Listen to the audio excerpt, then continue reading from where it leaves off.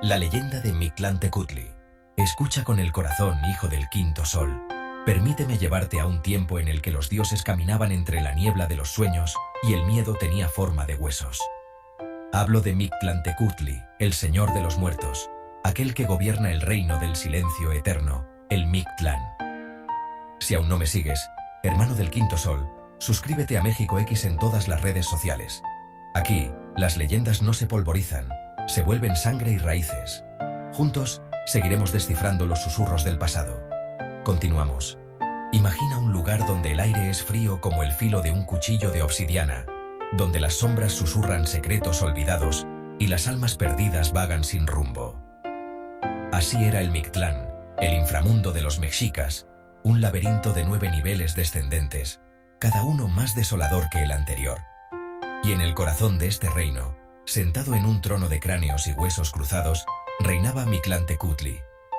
Su cuerpo era una figura esquelética, cubierta de piel oscura como la noche sin luna, ojos estrellados que brillaban con la luz de los espíritus atrapados, y un collar de manos humanas secas que sonaban como campanillas de viento cuando se movía. A su lado, siempre presente, estaba Mictecacihuatl, su esposa, la dama de la muerte, cuyo manto estaba tejido con lágrimas de los que partieron sin dejar rastro. Pero ¿cómo llegó este dios a gobernar el reino de las almas? Los antiguos contaban que, tras la creación del quinto sol, los dioses se reunieron para decidir el destino de los mortales. Quetzalcóatl, la serpiente emplumada, robó los huesos de las eras pasadas para dar vida a la humanidad nueva. Pero fue Mictlantecutli quien exigió un precio. A cambio de permitir que las almas encontraran descanso, cada ser vivo debía ofrendar su esencia al Mictlán al morir. Así, los mexicas aprendieron a honrar la muerte no con terror, sino con respeto, dejando ofrendas de cacao, copal y flores de cempasúchil para guiar a los que partían. Te preguntarás, ¿qué ocurría con aquellos que emprendían el viaje al Mictlán? La travesía duraba 4 años, y las almas debían cruzar ríos de sangre, escalar montañas que cortaban como navajas y esquivar bestias hechas de puro vacío. Solo los valientes, o los que llevaban un pedazo de jade en la boca como tributo, lograban llegar ante el Señor de los Huesos. Y aquí, un detalle que estremece. Mictlantecutli no juzgaba a las almas. No había cielo ni infierno. Su reino era un espejo roto donde todos, nobles y esclavos, se fundían en la misma oscuridad. Pero solo si superaban las pruebas. ¿Y qué pasaba con los que fracasaban? Esa historia aún espera en las sombras. Pero por ahora recuerda, oyente, en el México antiguo la muerte no era el fin, sino un eco eterno en las manos del Dios que rió cuando el mundo nació. Aún hay más en este velo de sombras, hijo del maíz y la obsidiana. Las almas que no lograban cruzar el Mictlán se convertían en eco. Sus voces se fundían con el viento del norte, y sus formas se deshacían como ceniza en el agua. Pero no todas las muertes llevaban al mismo destino. ¿O acaso creíste que la oscuridad era igual para todos? En el México antiguo, la muerte tenía muchos caminos. Los guerreros caídos en batalla, por ejemplo, no llegaban al Mictlán. Su destino era el Tonatiuhichan, la casa del sol, donde acompañaban al astro desde el amanecer hasta el cenit, convertidos en colibríes de fuego. Las mujeres que morían al dar vida, por su parte, se transformaban en Cihuateteo, espíritus que custodiaban los cruces de caminos al atardecer. Pero la mayoría, los simples mortales, enfrentaban el viaje oscuro. Y aquí, un secreto. Para los mexicas, el verdadero terror no era la muerte, sino olvidadla. Por eso, cada año, en el mes de Micailuitontli, los vivos danzaban con los muertos, encendiendo fogatas para que las almas encontraran el rumbo a casa. Volvamos al Mictlán. Las almas que intentaban cruzar el primer nivel, Itzcuintlán, se encontraban con un río caudaloso, Apanohuaya. Solo podían cruzarlo con ayuda de un Xoloitzcuintle, un perro sin pelo que los guiaba. Pero había una condición: el difunto debía haber sido bueno con los perros en vida, o el animal lo abandonaba a su suerte. Si lograban pasar, enfrentaban a Tepeclimonamictlán, el lugar donde los cerros chocan. Ahí, las montañas vivas se estremecían, aplastando a quienes dudaban. Los sobrevivientes seguían hasta Ixtepetl, el cerro de navajas, donde debían escalar usando sus propias uñas como herramientas. Y si caían, Su esencia se perdía en el vacío. ¿Y qué hacía Mictlantecutli mientras tanto? El señor de los huesos no se complacía con el sufrimiento. Observaba desde su trono, indiferente, sabiendo que el Mictlán no era un castigo, sino un reflejo de la vida terrenal. Cada prueba era un recordatorio. La existencia era efímera, y solo las acciones dejaban huella. Incluso los dioses, se decía, temblaban ante su risa hueca, porque Mictlantecutli no distinguía entre divinidad y mortal. Todos al final eran polvo en sus manos. Pero hay una figura clave que no hemos explorado: Mictecacihuatl. La Dama de la Muerte no era solo una consorte. Ella tejía los destinos de las almas con hilos de telaraña y cantos de lechuza. Se cuenta que, durante la creación del mundo, fue ella quien convenció a los dioses de dar a los humanos el don del recuerdo, para que los vivos no abandonaran a sus muertos. Y he aquí un dato que conecta el mito con hoy. Mictecacihuatl es la raíz de la Catrina, ese símbolo de la muerte sonriente que hoy pasea en el Día de Muertos. Su elegancia es un legado. La muerte puede ser temida, pero también celebrada con flores y calaveras de azúcar. ¿Y qué del dios que robó huesos para crear la vida? Quetzalcóatl y Mictlantecutli tienen una cuenta pendiente. Pero esa batalla entre luz y oscuridad merece su propio canto. Por ahora guarda esta imagen: un perro sin pelo aullando en la orilla de un río de sombras, esperando a que alguien lo nombre. La batalla entre la luz y la oscuridad comenzó con un engaño, hijo del jade y el fuego. Quetzalcóatl, el dios que llevaba el cielo en su espalda, descendió al Mictlán no para rendirse, sino para robar lo que el señor de los huesos guardaba con avaricia: el polvo de las vidas pasadas. Cuentan los códices que, tras el nacimiento del quinto sol, los dioses buscaron crear una humanidad que los honrara. Pero solo Mictlantecutli poseía los huesos de las eras anteriores, enterrados en lo más profundo de su reino. Quetzalcóatl, la serpiente emplumada, se transformó en una sombra silenciosa y bajó los 9 niveles del inframundo. Al llegar ante el trono de cráneos, pidió los huesos como un mendigo.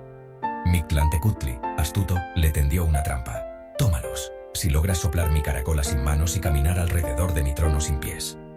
Quetzalcóatl, siendo dios del ingenio, convocó a los gusanos para que perforaran el caracol y a las abejas para que zumbaran dentro, creando un sonido fantasmal. Luego, se arrastró como una serpiente, rodeando el trono con su cuerpo.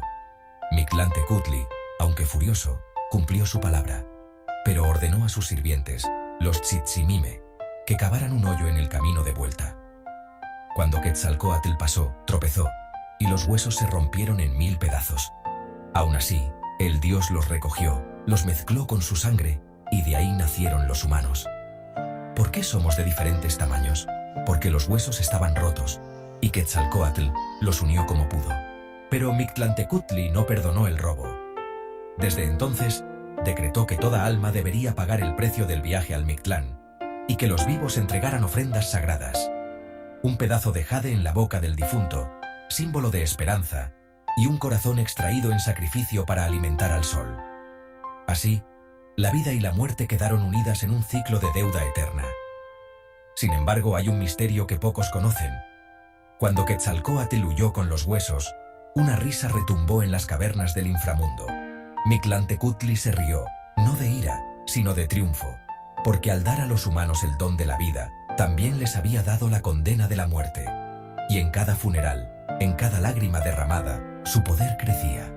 Pero no todo era desesperación. Durante la ceremonia del fuego nuevo, el Mictlán temblaba. Los sacerdotes apagaban todas las luces del imperio y observaban el cielo. Si las Pléyades cruzaban el cenit, el mundo no terminaría.